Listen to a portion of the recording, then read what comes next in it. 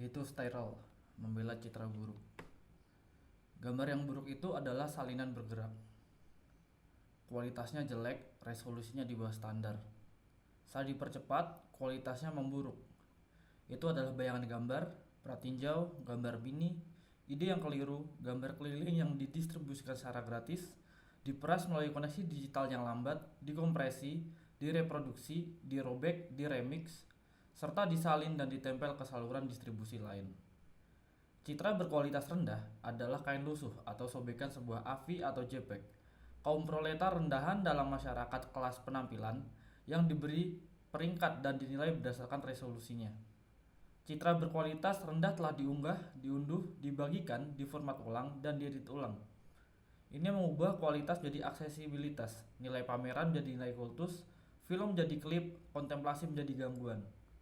Citra tersebut dibebaskan dari brankas bioskop dan arsip dan didorong ke dalam ketidakpastian digital dengan mengorbankan substansinya sendiri. Citra berkualitas rendah cenderung ke arah abstraksi. Ia adalah ide visual dalam proses pembentukannya. Citra buruk tersebut merupakan generasi kelima yang ilegal, gambar asli yang terdistorsi. Silsilahnya meragukan. Nama filenya sengaja salah ija. Seringkali gambar ini melanggar warisan budaya, budaya nasional, atau bahkan hak cipta. Gambar ini diwariskan sebagai umpan, jebakan, indeks, atau sebagai pengingat akan bentuk visualnya di masa lalu. Gambar ini mengejek janji-janji teknologi digital. Tidak hanya seringkali terdegradasi hingga hanya menjadi buram yang terburu-buru. Bahkan orang pun ragu apakah gambar ini masih bisa disebut gambar sama sekali. Hanya teknologi digital yang mampu menghasilkan gambar yang begitu buruk seperti ini. Gambar yang buruk adalah hal yang lazim di zaman sekarang. Gambar-gambar yang terbuang dari layar, puing-puing produksi audiovisual, sampah yang terdampar di pantai ekonomi digital. Mereka menjadi saksi atas dislokasi, transfer, dan perpindahan gambar yang penuh kekerasan. Percepatan dan peredarannya dalam siklus ganas kapitalisme audiovisual. Gambar-gambar yang buruk diseret ke seluruh dunia sebagai komoditas atau perwujudannya, sebagai hadiah atau sebagai anugerah. Mereka menyebarkan kesenangan atau ancaman kematian, teori konspirasi atau bajakan, perlawanan atau kebodohan. Gambar-gambar yang buruk menunjukkan hal yang langka, yang jelas, dan yang tak terbayangkan, yaitu jika kita masih mampu menguraikannya. 1. Resolusi rendah. Dalam salah satu film Woody Allen, karakter utamanya tampak buram. Ini bukan masalah teknis, melainkan semacam penyakit yang menimpanya. Citranya selalu kabur. Karena karakter Allen adalah seorang aktor, ini menjadi masalah besar. Ia tidak dapat menemukan pekerjaan. Kurangnya kejelasan citranya berubah menjadi masalah misteri. Kejernihan diidentifikasi sebagai posisi kelas, posisi yang nyaman dan istimewa. Sementara keburaman menunjukkan nilai seseorang sebagai sebuah citra. Namun, hierarki gambar kontemporer tidak hanya didasarkan pada ketajaman, tetapi juga dan terutama pada resolusi. Lihat saja toko elektronik manapun dan sistem ini, yang dijelaskan oleh Harun Farooqi dalam sebuah wawancaranya yang penting tahun 2007 menjadi sangat jelas. Dalam masyarakat gambar, peran sebagai toko unggulan. Di toko unggulan, sinema mengambil produk-produk kelas atas dipasarkan dalam lingkungan yang mewah. Turunan yang lebih terjangkau dari gambar yang sama beredar sebagai DVD, di televisi siaran atau daring, sebagai bentuk yang berkualitas buruk. Jelas, gambar beresolusi tinggi terlihat lebih cemerlang dan mengesankan, lebih mimikri dan magis, lebih menakutkan dan menggoda daripada gambar yang buruk. Bisa dibilang, gambar beresolusi tinggi lebih kaya. Kini, bahkan format konsumen pun semakin beradaptasi dengan selera para pencinta film dan penikmat estetika yang bersikeras menggunakan film 35 mm sebagai jaminan visualitas yang murni.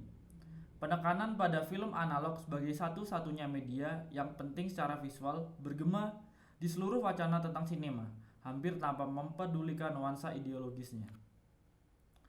Tidak pernah menjadi masalah bahwa ekonomi produksi film kelas atas ini dan masih berakar kuat dalam sistem budaya nasional, produksi studio kapitalis, kultus kejeniusan yang sebagian besar laki-laki dan versi asli dan karenanya seringkali konservatif dalam struktur dasarnya.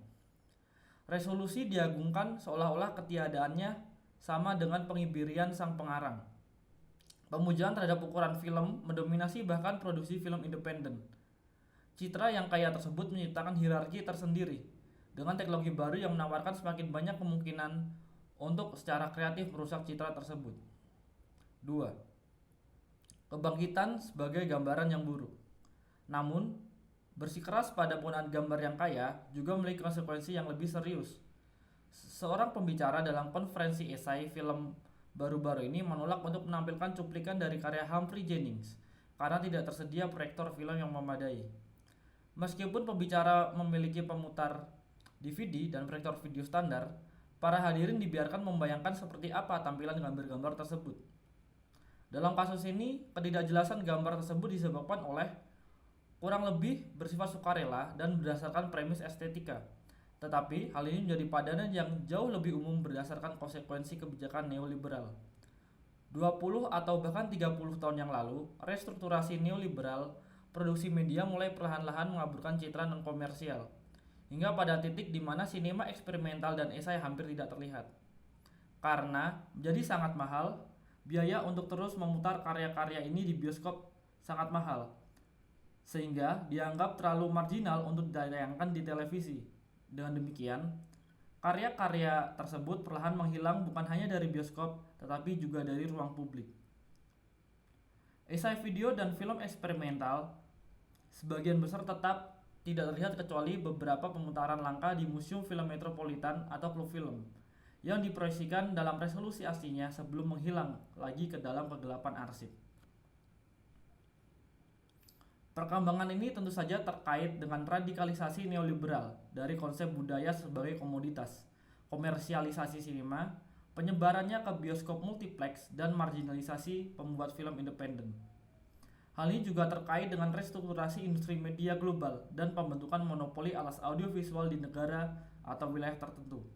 Dengan cara ini, materi visual yang resisten atau non-konformis menghilang dari permukaan ke dalam ruang bawah tanah berupa arsip dan koleksi alternatif yang hanya dipertahankan oleh jaringan organisasi dan individu yang berkomitmen yang akan mengedarkan salinan VHS bajakan di antara mereka sendiri. Sumber untuk ini sangat langka. Kaset berpindah dari tangan ke tangan bergantung pada informasi dari mulut ke mulut di dalam lingkaran tertentu. Dari teman dan kolega. Dengan adanya kemungkinan untuk melakukan streaming video online, kondisi ini mulai berubah secara dramatis. Semakin banyak materi langka muncul kembali ke platform yang dapat diakses publik. Beberapa di antaranya dikurasi dengan cermat, contoh Ubu Web, dan beberapa hanya berupa tumpukan barang, yakni YouTube. Saat ini setidaknya ada 20 torrent esai film Chris Marker yang tersedia secara online. Jika Anda menginginkan retrospektif, Anda bisa mendapatkannya. Tetapi, ekonomi gambar berkualitas rendah lebih dari sekedar unduhan. Anda dapat menyimpan filenya, menontonnya lagi, bahkan mengedit ulang atau memperbaikinya jika Anda merasa perlu, dan hasilnya beredar. File AVI buram dari karya-karya agung yang hampir terlupakan dipertukarkan di platform P2P semi rahasia. Video ponsel rahasia yang diselundupkan keluar dari museum disiarkan di YouTube. DVD sayang tontonan para seniman diperdagangkan. Banyak karya sinema avant-garde, esai, dan non-komersial telah dihidupkan kembali sebagai gambar berkualitas rendah, suka atau tidak suka. 3. Privatisasi dan pembajakan. Kemunculan kembali cetakan langka karya-karya sinema militan, eksperimental, dan klasik, serta seni video sebagai gambar berkualitas rendah memiliki makna tersendiri. Situasi mereka mengungkapkan lebih dari sekedar isi atau tampilan gambar. Hal ini juga mengungkapkan kondisi marginalisasi mereka, konstelasi kekuatan sosial yang menyebabkan peredaran mereka secara daring sebagai citra yang buruk. Gambar-gambar berkualitas buruk disebut berkualitas buruk karena tidak diberi nilai apapun dalam masyarakat kelas gambar. Statusnya sebagai gambar terlarang atau terdegradasi memberikan pengecualian dari kriteria tersebut. Kurangnya resolusi pada gambar-gambar tersebut membuktikan bahwa gambar-gambar itu telah dirampas dan dipindahkan. Jelas, Kondisi ini tidak hanya terkait dengan restrukturasi neoliberal produksi media dan teknologi digital, tetapi juga berkaitan dengan restrukturasi pasca sosialis dan pasca kolonial negara-negara bangsa, budaya mereka, dan arsip mereka. Sementara beberapa negara bangsa dibongkar atau runtuh, budaya dan tradisi baru diciptakan, dan sejarah baru dibangun. Hal ini jelas juga mempengaruhi arsip film dalam banyak kasus. Seluruh warisan cetakan film dibiarkan tanpa kerangka pendukung budaya nasionalnya, seperti yang pernah saya amati dalam kasus Museum Film di Sarajevo. Arsip nasional dapat menemukan kehidupan selanjutnya dalam bentuk toko penyewaan video. Salinan bajakan merembes keluar dari arsip tersebut melalui privatisasi yang tak terorganisir. Di sisi lain, bahkan perusahaan Inggris pun menjual isinya secara online dengan harga yang sangat tinggi. Seperti yang dicatat oleh Kotwo Esun, citra buruk beredar sebagian karena kekosongan yang ditinggalkan oleh organisasi perfilman negara yang merasa terlalu sulit untuk beroperasi sebagai arsip 16 atau 35 mm atau untuk mempertahankan infrastruktur distribusi apapun di era kontemporer. Dari perspektif ini, citra buruk mengungkapkan penurunan dan degradasi esai film atau bahkan sinema eksperimental dan non-komersial apapun yang di banyak tempat dimungkinkan karena produksi budaya dianggap sebagai tugas negara. Privatisasi produksi media secara bertahap menjadi lebih penting daripada produksi media yang dikendalikan atau disponsori negara. Namun di sisi lain, privatisasi konten intelektual yang merajalela bersama dengan pemasaran online dan komodifikasi juga memungkinkan pembajakan dan pengambil alihan. Hal ini menimbulkan peredaran citra buruk. 4. Sinema yang tidak sempurna. Muncul citra yang buruk menginginkan kita pada manifesto ketiga klasik untuk sinema yang tidak sempurna karya Juan Garcia Espinosa yang ditulis di Kuba pada tahun 1960-an. Espinosa berpendapat untuk sinema yang tidak sempurna karena menurutnya sinema yang sempurna secara teknis dan artistik mahir hampir selalu merupakan sinema reaksioner. Sinema yang tidak sempurna adalah sinema yang berupaya mengatasi pembagian kerja dalam masyarakat kelas. Ia menghubungkan seni dengan kehidupan dan sains, memburukkan perbedaan antara konsumen dan produsen, penonton dan pengarang. Ia bersikeras pada identitasnya sendiri. Ketidaksempurnaan populer tapi bukan konsumerisme dilakukan tanpa menjadi birokratis. Dalam manifestonya, Espinosa juga merefleksikan janji-janji media baru. Ia dengan jelas memprediksi bahwa perkembangan teknologi video akan membahayakan posisi elitis para pembuat film tradisional dan memungkinkan semacam produksi film massal, seni rakyat. Seperti ekonomi gambar yang buruk, sinema yang tidak sempurna mengurangi perbedaan antara penulis dan penonton serta menggabungkan kehidupan dan seni. Yang terpenting, visualitasnya sangat terkompromikan, buram, amatir, dan penuh artefak. Dalam beberapa hal, ekonomi citra yang buruk, hal ini sesuai dengan deskripsi sinema yang tidak sempurna. Sementara deskripsi sinema yang sempurna lebih mewakili konsep sinema sebagai toko unggulan. Namun, sinema yang tidak sempurna, yang nyata dan kontemporer, jauh lebih ambivalen dan afektif daripada antisipasi Espinosa. Di satu sisi, ekonomi gambar berkelas rendah dengan kemungkinan distribusi global yang langsung dan etika remix dan apropriasi memungkinkan partisipasi kelompok produsen yang jauh lebih besar daripada sebelumnya. Namun, ini tidak berarti bahwa peluang-peluang ini hanya digunakan untuk tujuan progresif. Ujaran kebencian, spam, dan sampah lainnya juga menyebar melalui koneksi digital. Komunikasi digital juga telah menjadi salah satu pasar yang paling diperebutkan. Sebuah zona yang telah lama mengalami akumulasi modern baru yang berkelanjutan dan upaya privatisasi besar-besaran, dan sampai batas tertentu berhasil. Jaringan tempat beredarnya gambar-gambar buruk tersebut menjadi platform bagi kepentingan bersama yang baru dan rapuh, sekaligus medan pertempuran bagi agenda komersil dan nasional. Jaringan tersebut memuat materi eksperimental dan artistik, tetapi juga sejumlah besar pornografi dan paranoia. Meskipun wilayah citra berkualitas rendah memungkinkan akses ke citra yang terpinggirkan, wilayah ini juga dipenuhi oleh teknik komodifikasi paling canggih. meskipun memungkinkan partisipasi aktif pengguna dalam pembuatan dan distribusi konten. Platform ini juga melibatkan mereka dalam produksi. Pengguna menjadi editor, kritikus, penerjemah, dan penulis bersama dari gambar-gambar berkualitas rendah. Dengan demikian, gambar yang buruk adalah gambar yang populer, gambar yang dibuat dan dilihat oleh banyak orang. Mereka mengekspresikan semua kontradiksi dari kerumunan kontemporer, oportunisme, narsisme, keinginan akan otonomi dan kreasi, ketidakmampuan untuk fokus atau mengambil keputusan, kesiapan konstan untuk melanggar dan sekaligus tunduk. Secara keseluruhan, citra-citra buruk tersebut menyajikan gambaran sekilas tentang kondisi afektif kerumunan, neurosis, paranoia, dan ketakutan, serta keinginan akan intensitas kesenangan dan pengalihan perhatian.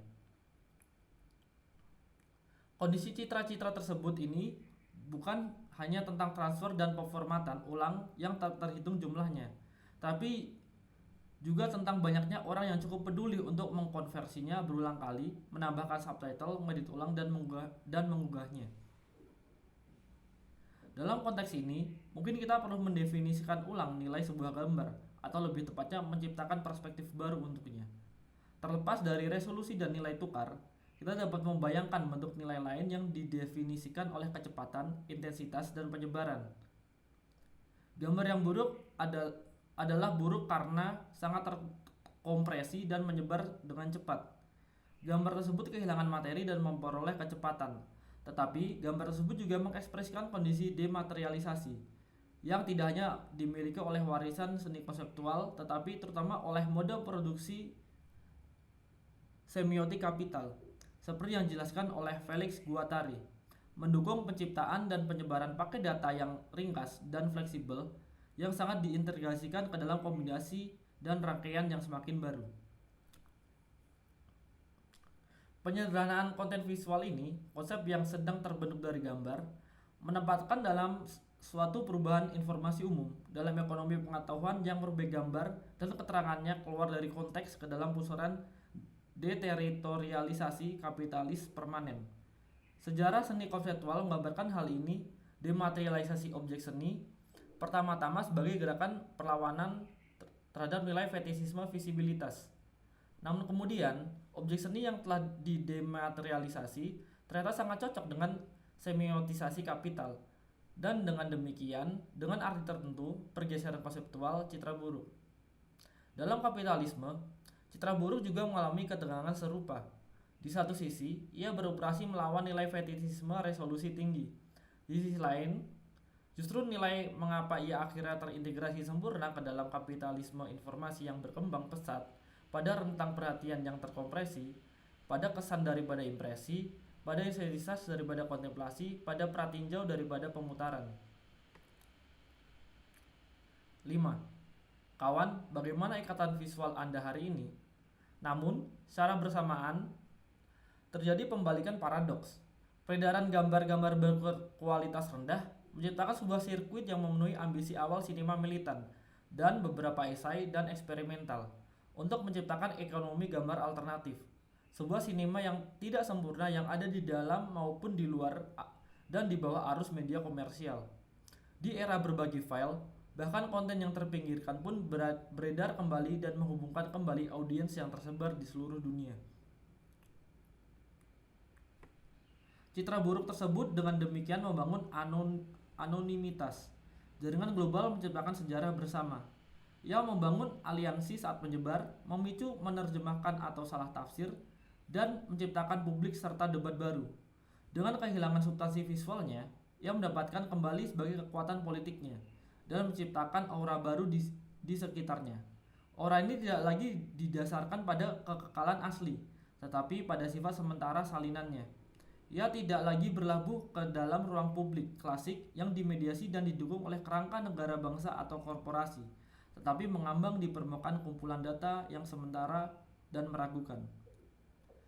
Dengan terlepas dari kasanah perfilman konvensional, karya ini terdorong ke layar-layar baru dan sementara yang dirangkai oleh keinginan para penonton yang tersebar. Oleh karena itu, peredaran gambar-gambar yang buruk menciptakan ikatan visual. Demikian jika Vertov pernah menyebutnya. Ikatan visual ini menurut Vertov dimaksudkan untuk menghubungkan para pekerja di seluruh dunia satu sama lain. Ia membayangkan semacam bahasa adamik visual komunis yang tidak hanya dapat memberi informasi atau menghibur, tapi juga merorganisir para penontonnya. Dalam arti tertentu, mimpinya telah menjadi kenyataan, meskipun sebagian besar di bawah kekuasaan kapitalisme informasi global yang audiensnya terhubung hampir secara fisik melalui kegembiraan bersama keselarasan afektif dan kecemasan. Namun, ada juga peredaran dan produksi gambar berkualitas rendah yang dihasilkan oleh kamera ponsel, komputer rumahan, dan bentuk distribusi yang tidak konvensional. Koleksi optiknya, penyitaan kolektif sebagai file atau sirkuit distribusi akar rumput, mengungkapkan hubungan yang tidak menentu dan kebetulan antara para produsen dimanapun yang secara bersamaan membentuk audiens yang tersebar. Peredaran gambar-gambar berkualitas buruk memicu baik jalur perakitan media kapitalis maupun ekonomi audiovisual alternatif. Selain banyak kebingungan dan keheranan, hal ini juga berpotensi menciptakan gerakan pemikiran dan pengaruh yang mengganggu. Peredaran gambar berkualitas rendah dengan demikian memulai babak lain dalam genealogi histori sirkuit informasi nonkonformis, Ikatan Visual Vertov, pedagogi pekerja internasionalis yang dijelaskan oleh Peter Weiss dalam The Aesthetic of Resistance, sirkuit sinema ketiga, dan trikontinentalisme, pembuatan film dan pemikirnya yang tidak berpihak. Gambar berkualitas rendah, betapapun ambivalennya statusnya, dengan demikian mengambil tempat dalam genealogi pamflet yang disalin karbon, film agitprop kereta api, majalah video bawah tanah, dan materi non-konformis lainnya, yang secara estetika sering menggunakan materi berkualitas rendah. Selain itu, hal ini juga mengaktualisasikan kembali banyak gagasan historis yang terkait dengan sirkuit-sirkuit ini. Antara lain gagasan Vertov tentang ikatan visual. Bayangkan seseorang di masa lalu dengan baret bertanya kepada Anda, "Kawan, apa ikatan visual Anda hari ini?" Anda mungkin menjawab, "Ini adalah tautan ke masa kini." 6. Sekarang. Citra buruk tersebut mewujudkan nasib setelah kematian banyak mahakarya sinema dan seni video di masa lalu. Karya-karya tersebut telah diusir dari surga terlindungi yang tampaknya pernah menjadi milik sinema. Setelah dikeluarkannya dari arena budaya nasional yang terlindungi dan seringkali proteksionis, dibuang dari peredaran komersial, karya-karya ini menjadi pengembara di tanah tak bertuan digital, terus-menerus mengubah resolusi dan formatnya, kecepatan dan medianya, bahkan terkadang kehilangan nama dan kredit di sepanjang jalan. Sekarang banyak dari karya-karya ini kembali sebagai gambar yang buruk, saya akui. Tentu saja orang bisa berpendapat bahwa ini bukanlah yang asli, tetapi kemudian, tolong siapapun, tunjukkan kepada saya yang asli. Citra buruk tersebut bukan lagi tentang hal yang sebenarnya yang asli dan orisinal. Sebaliknya, ini tentang kondisi eksistensinya yang nyata, tentang sirkulasi kerumunan, penyebaran digital, temporalitas yang terpecah-pecah dan fleksibel. Ini tentang pembangkangan dan mengappropriation, sama seperti tentang konformisme dan eksploitasi. Singkatnya, ini tentang realitas.